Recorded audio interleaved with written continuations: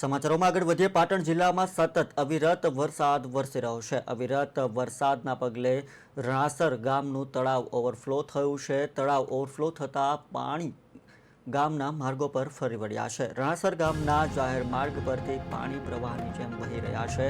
તો દર વર્ષે વરસાદ વરસતા તળાવ ઓવરફ્લો થઈ રહ્યું છે. મહત્વના સમાચાર સામે આવી રહ્યા છે. સમગ્ર ગુજરાતમાં આજે 2 દિવસથી વરસાદ સતત વરસી રહ્યો છે. અમદાવાદ, વડોદરા, રાજકોટ અને ત્યારબાદ ખાસ કરી ભાવનગર અને રાધનપુર પાટણ જિલ્લામાં પણ સતત વરસાદ જોવા મળી રહ્યો છે. ત્યારે પાટણ જિલ્લામાં સતત અવિરત વરસાદના પગલે સ્થિતિ નિયંત્રણ બહાર થઈ છે. તળાવ ઓવરફ્લો થતાં ગામના માર્ગો પર પાણી ફરી વળ્યા છે. રણાસર ગામના જાહેર માર્ગો પરથી પાણી પ્રવાહની જેમ વહી રહ્યા છે અને વાહન ચાલકો અટવાયા છે. દર વર્ષે વરસાદ વરસતા આ તળાવ ઓવરફ્લો થતું હોય છે અને તળાવ ઓવરફ્લો થતાં આજુબાજુના વિસ્તારોમાં દયનીય સ્થિતિ જોવા મળી રહી છે. જે રીતે ટીવી સ્ક્રીન પર આપ દ્રશ્યો નિહાળી રહ્યા છો, તળાવનું પાણી ગામમાં ઘૂસી જતા લોકો પ્રભાવિત થયા છે.